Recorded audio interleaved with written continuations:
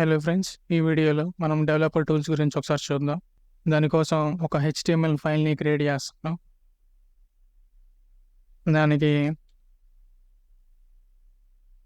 Developer tools .html అని పేరు ఇస్తాను. ఇందులో కొంచెం బాయిలర్ ప్లేట్ని క్రియేట్ చేద్దాం. బాయిలర్ ప్లేట్ని ఎలా క్రియేట్ చేయాలంటే ఎక్స్క్లమేషన్ మార్క్ ఎంటర్ అని ప్రెస్ చేస్తే మనకు కొంచెం బాయిలర్ ప్లేట్ కోడ్ వస్తుంది. ఇక్కడ టైటిల్లో నేను ఏం చేస్తానంటే దీనికి డెవలపర్ టూల్స్ అని ఇస్తాను. కింద బాడీలోకి వచ్చి ఇక్కడ కూడా ఒక H1 ఇస్తాను. అందులో డెవలపర్ టూల్స్ అని రాద్దాం. అండ్ కిందకు వచ్చి ఇంకొక పారాగ్రాఫ్ కోడ్ ఇస్తాను. ఇందులో నేను ఏం రాస్తానంటే this is a video about developer tools అని రాస్తాను. కిందకు వచ్చి ఇక్కడ గో లైవ్ బటన్ని ప్రెస్ చేస్తాను. మనం బ్రౌజర్కి వచ్చాం అనమాట. అన్నీ కరెక్ట్గా ఉన్నా లేదో ఒకసారి చూద్దాం. టైటిల్లో డెవలపర్ టూల్స్, ఒక H1 developer tools and this is a video about developer tools అని ఒక పారాగ్రాఫ్ మనకి బ్రౌజర్లో వచ్చాయన్నమాట. సో ఇప్పుడు VS కోడ్కి వెళ్ళి నేనేం చేస్తానంటే ఈ హెడ్ ఉంది కదా, హెడ్ లోపల ఒక స్టైల్ ట్యాగ్ ఇస్తాను. ఈ స్టైల్ ట్యాగ్లో ఈ పారాగ్రాఫ్కి మనం కొంచెం స్టైలింగ్ ఇద్దాం. ఈ ఎలిమెంట్ని సెలెక్ట్ చేసి దీనికి ఏం చేస్తానంటే కలర్ గ్రీన్ అని ఇస్తాను. Font size 24 pixel, font style italic అని ఇద్దాం. మనం మళ్ళీ బ్రౌజర్కి వెళ్ళి చూస్తే ఇది చూసారు కదా, దాని సైజ్ పెరిగింది, కలరు మారింది అండ్ ఫాంట్ స్టైల్ కూడా ఐటాలిక్ అయిపోయింది అనమాట, కొంచెం స్లాంట్ అయినాయి. ఓకేనా. డెవలపర్ టూల్స్ని ఓపెన్ చేయడానికి ఏం చేయాలంటే ఇక్కడ బ్రౌజర్కి వచ్చి మనం రైట్ క్లిక్ చేస్తే ఇక్కడ లాస్ట్ ఇన్స్పెక్ట్ అని ఒక ఆప్షన్ కనపడుతుంది కదా, దాన్ని క్లిక్ చేద్దాం. ఇలా క్లిక్ చేయగలనే ఇలా ఒకటి ఓపెన్ అయిపోయింది అనమాట. మీకు ఈ ప్యానెల్ ఒక రైట్ సైడ్ కూడా ఓపెన్ అవ్వచ్చు, ఇక్కడ ఇలా ఓపెన్ అవ్వచ్చు, ఇలా లెఫ్ట్ సైడ్లో ఓపెన్ అవ్వచ్చు. మీకు ఇష్టం వచ్చిన చోటకు మార్చుకోవడానికి ఏం చేయాలంటే ఇక్కడ 3 డాట్స్ ఉన్నాయి కదా, దాన్ని క్లిక్ చేస్తే ఇక్కడ మీకు 4 ఆప్షన్స్ ఉంటాయి అనమాట. ఓకేనా. ఈ లాస్ట్ నుంచి సెకండ్ ఆప్షన్ సెలెక్ట్ చేస్తే ఇలా కింద వస్తుంది. మీకు రైట్ సైడ్ లెఫ్ట్ సైడ్ కావాలంటే వీటిని ప్రెస్ చేస్తే ఇలా వస్తుంది అనమాట. ఓకేనా. సో నాకు కింద వాడటం అలవాటు, సో దాన్ని నేను కిందకి ఇలా చేస్తాను. ఇక్కడ ఈ ప్యానెల్లో మీరు చూసినట్టయితే వేరే వేరే ట్యాబ్స్ ఉన్నాయన్నమాట. ఇక్కడ elements tab, console, sources, network, performance, memory, అలానే చాలా వేరే వేరే రకాల ట్యాబ్స్ ఉన్నాయన్నమాట. ఇవన్నీ ఈ వెబ్సైట్ గురించి, మనం రాసిన వెబ్సైట్ ఉంది కదా, ఆ వెబ్సైట్ గురించి వేరే వేరే డీటెయిల్స్ని చూడటానికి ఉపయోగపడతాయి అన్నమాట. మనం ఇప్పుడు కేవలం HTML, CSS మాత్రమే నేర్చుకుంటున్నాం కాబట్టి ఈ ఎలిమెంట్స్ ట్యాబ్ మాత్రమే యూస్ఫుల్గా ఉంటుంది. ఫ్యూచర్లో జావా స్క్రిప్ట్ నేర్చుకునేటప్పుడు ఈ కన్సోల్ ట్యాబ్ ఉంది కదా, ఇది ఉపయోగపడుతుంది. అలాగా మనం డిఫరెంట్ వెబ్ డెవలప్మెంట్ టాపిక్స్ని నేర్చుకునే కొద్దీ ఈ మిగిలిన ట్యాబ్స్ కూడా యూస్ఫుల్గా మారటం మొదలు పెడతాయి అన్నమాట. ఓకేనా. కరెంట్గా ఈ ఎలిమెంట్స్ ట్యాబ్ గురించి చూద్దాం. ఈ ఎలిమెంట్స్ ట్యాబ్ని మీరు చూసినట్టయితే ఇందులో 2 సెక్షన్స్ ఉన్నాయన్నమాట.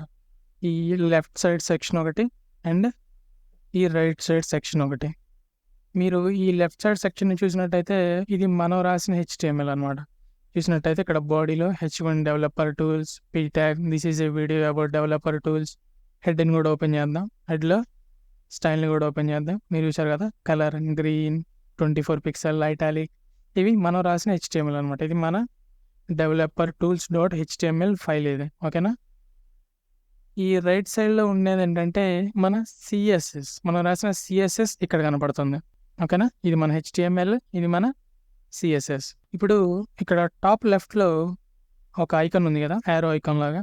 సో దాన్ని ఏం చేస్తానంటే సెలెక్ట్ చేస్తాను. సెలెక్ట్ చేసిన తర్వాత కొంచెం మన బ్లూ రంగులో వస్తుంది. సెలెక్ట్ చేసి ఏం చేయొచ్చు అంటే దాంతో మనం ఈ పేజ్ మీద ఉన్న ఏ ఎలిమెంట్నైనా కానీ సెలెక్ట్ చేయొచ్చు అనమాట. సో ఫర్ ఎగ్జాంపుల్ నేను ఈ పారాగ్రాఫ్ ఎలిమెంట్ ఉంది కదా, this is a video about developer tools, దాని మీదకి వచ్చి సెలెక్ట్ చేస్తాను దాని వరకు. ఓకేనా. సో మీరు ఇక్కడ కింద చూసినట్టయితే ఆ ఎలిమెంట్ ఉంది కదా, పారాగ్రాఫ్ ఎలిమెంట్, అది హైలైట్ అయిపోయింది అనమాట. మీరు చూసినట్టయితే ఇప్పుడు నేను దాని మీదకి వెళ్తే మీరు పైన ఇక్కడ వేరే రంగులో కూడా కనపడుతుంది, అది హైలైట్ అయిపోయింది. ఓకేనా. మీరు ఈ రైట్ సైడ్ చూసినట్టయితే ఆ ఎలిమెంట్కి సంబంధించిన CSS ఇక్కడ వస్తుంది అనమాట. ఓకేనా. సో నేను ఇప్పుడు లెఫ్ట్ సైడ్కి వచ్చి ఇక్కడ నేనేం చేయగలనంటే ఈ టెక్స్ట్ని నేను ఇక్కడ మార్చచ్చు కూడా. సో నేనేం చేస్తానంటే ఇక్కడ డబుల్ క్లిక్ చేసి ఎండింగ్కి వచ్చి ఇక్కడ ర్యాండమ్ నెంబర్ ఒకటి టైప్ చేస్తాను. ర్యాండమ్ నెంబర్ టైప్ చేసి ఎంటర్ చేస్తాను. ఇక్కడ చూసినట్టయితే ఒక నెంబర్ వచ్చిందనమాట ఎండ్లో. దీని అర్థం ఏంటంటే నా HTML చేంజ్ అయిందని కాదు. నా HTML ఫైల్ ఉంది కదా డెవలపర్ టూల్స్ డాట్ HTML, ఆ ఫైల్ చేంజ్ అయిందని కాదు. ఒకసారి VS కోడ్కి వెళ్తే ఇక్కడ నెంబర్ ఏం లేదనమాట. అంటే నా HTML ఫైల్ ఏం చేంజ్ అవ్వలేదు, కేవలం ఈ బ్రౌజర్లో మనం చేంజ్ చేసాం అనమాట. ఇప్పుడు దీన్ని రీలోడ్ చేస్తే మళ్ళీ ఇంతకుముందు ఎలా ఉందో అలా వచ్చిందనమాట. ఏం చేంజెస్ మనం ఇక్కడ చేసిన చేంజెస్ అన్నీ పోయినాయి. ఓకేనా. కేవలం ఈ బ్రౌజర్ వ్యూలో మాత్రమే టెంపరీగా ఆ చేంజెస్ కనపడతాయి. సో ఇప్పుడు మళ్ళీ ఈ టాప్ లెఫ్ట్ యారోని సెలెక్ట్ చేసి ఆ పారాగ్రాఫ్ ఎలిమెంట్ని మళ్ళీ సెలెక్ట్ చేస్తాను. మళ్ళీ సెలెక్ట్ చేస్తే ఇక్కడ కింద హైలైట్ అయింది. సో ఈ ఎలిమెంట్ మీద నేను చాలా చాలా యాక్షన్స్ నేను పర్ఫామ్ చేయగలను అనమాట. ఎలా అంటే ఆ ఎలిమెంట్ మీదకి వచ్చి నేను ఒక రైట్ క్లిక్ ఇస్తాను. రైట్ క్లిక్ ఇస్తే మనకు చాలా ఆప్షన్స్ వచ్చినాయి కదా. ఇక్కడ ఫస్ట్ ఏంటంటే ఎడిట్ టెక్స్ట్. ఎడిట్ టెక్స్ట్ అంటే ఒకసారి క్లిక్ చేస్తాను. ఎడిట్ క్లిక్ అంటే ఏం లేదు, ఇంతకుముందు మనం డబుల్ క్లిక్ చేసాం కదా, సేమ్ అదే ఆప్షన్ని మనకి ఇస్తుంది. జస్ట్ మనం ర్యాండమ్ ఏదైనా ఎంటర్ చేస్తే అది ఇక్కడ వస్తుంది. ఓకేనా. సో ఇప్పుడు మళ్ళీ ఆ ఎలిమెంట్ మీదకి వచ్చేటట్టు రైట్ క్లిక్ ఇచ్చి మీరు చూసినట్టయితే రెండో ఆప్షన్ ఎడిట్ యాజ్ HTML ఉందన్నమాట. సో దాన్ని క్లిక్ చేస్తాను. క్లిక్ చేస్తే ఏమైందంటే ఈసారి మనకి ఆ పారాగ్రాఫ్ ఎలిమెంట్ కూడా వచ్చిందనమాట. సో ఈ పారాగ్రాఫ్ ఎలిమెంట్ మీదకి వచ్చి స్టైల్ అని ఇచ్చి ఒక స్టైల్ ఇస్తాను. ఇక్కడ కలర్ రెడ్ అని ఇస్తాను. ఓకేనా. సో బయట క్లిక్ చేస్తే మీరు చూసారు కదా ఇది కలర్ రెడ్ అయిపోయింది అనమాట. ఓకేనా. సో ఆ చేంజెస్ పోవడానికి నేను రీఫ్రెష్ చేస్తాను. ఆ చేంజెస్ అన్నీ పోయినాయి మళ్ళీ. సో మళ్ళీ ఈ యారోని సెలెక్ట్ చేసి దాన్ని సెలెక్ట్ చేస్తాను. మళ్ళీ దీని మీద రైట్ క్లిక్ చేస్తే డూప్లికేట్ ఎలిమెంట్ అనే 3 ఆప్షన్ ఉందన్నమాట. దాన్ని క్లిక్ చేయగల ఏమైందంటే సేమ్ పైన ఉన్న ఎలిమెంట్ కింద ఇంకొకటి డూప్లికేట్ అయిపోయింది అనమాట. మీరు ఇక్కడ ఫ్రంట్ ఎండ్లో కూడా చూసినట్టయితే ఇప్పుడు మనకి 2 పారాగ్రాఫ్ ఎలిమెంట్స్ ఉన్నాయన్నమాట. అలాగా వేరే వేరే యాక్షన్స్ని మీరు పర్ఫామ్ చేయొచ్చు అనమాట ఈ HTML. కానీ అవన్నీ ఏంటంటే టెంపరీ మాత్రమే. ఒక్కసారి మీరు రీఫ్రెష్ చేయగలనే అవన్నీ పోతాయి. ఎందుకంటే టెంపరీ చేంజెస్ అయ్యి మన ఫైల్ ఏం చేంజ్ కాదు, జస్ట్ ఇక్కడ బ్రౌజర్లో మాత్రమే చేంజ్ అవుతుంది. ఓకేనా.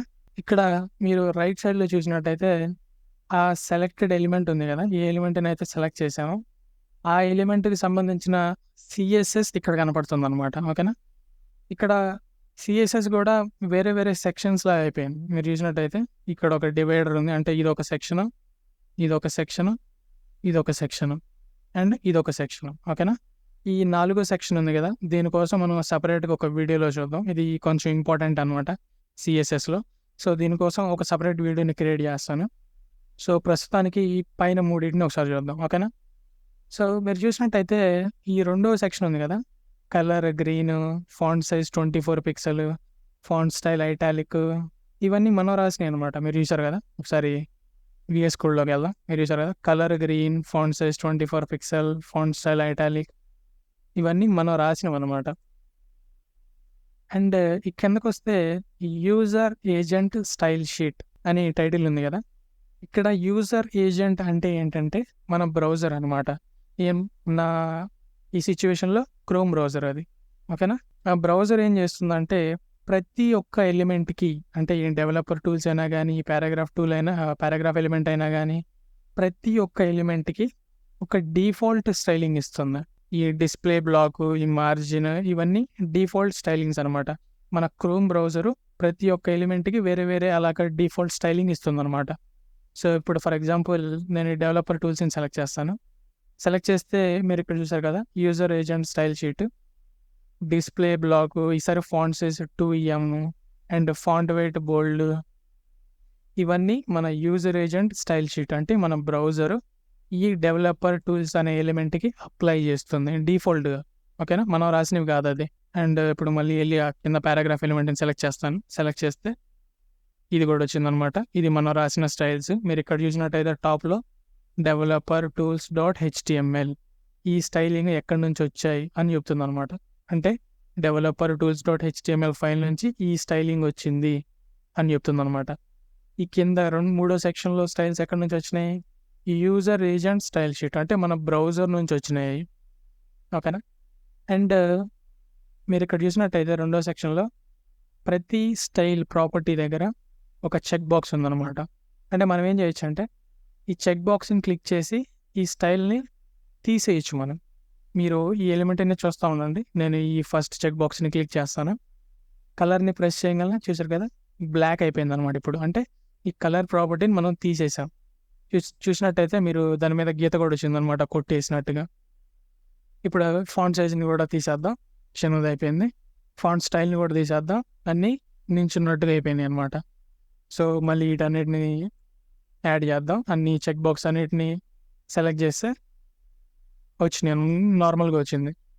ఈ చేంజెస్ చూశారు కదా, ఇవి కూడా టెంపరీ చేంజెస్. ఇప్పుడు నేను ఈ మూడింటిని మళ్ళీ తీసేసి రీఫ్రెష్ చేస్తే మళ్ళీ ఫస్ట్లో ఎలాగ ఉందో అలా వచ్చేసింది అనమాట. ఎందుకంటే ఇక్కడ మనం ఈ ప్యానల్లో చేసే చేంజెస్ అన్నీ టెంపరీ చేంజెస్. ఓకేనా? అది గుర్తుపెట్టుకుని ఇప్పుడు వచ్చాము అక్కడ. ఓకేనా? సో ఇప్పుడు ఈ ఫస్ట్ సెక్షన్ ఉంది కదా, ఇక్కడ నేనేం చేయొచ్చు అంటే వేరే వేరే స్టైల్స్ని నేను యాడ్ చేయొచ్చు అనమాట. ఓకేనా?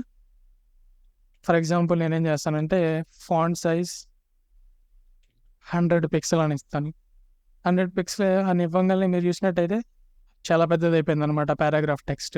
ఇది కూడా టెంపరీ చేంజ్. రిఫ్రెష్ చేస్తాను, బూమ్, పోయింది. ఫస్ట్లో ఎలాగుందో అలా వచ్చేసింది.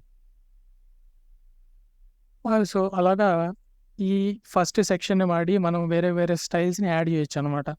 సో ఒక 4-5 ప్రాపర్టీస్ని యాడ్ చేస్తాను. Font size 32 pixel,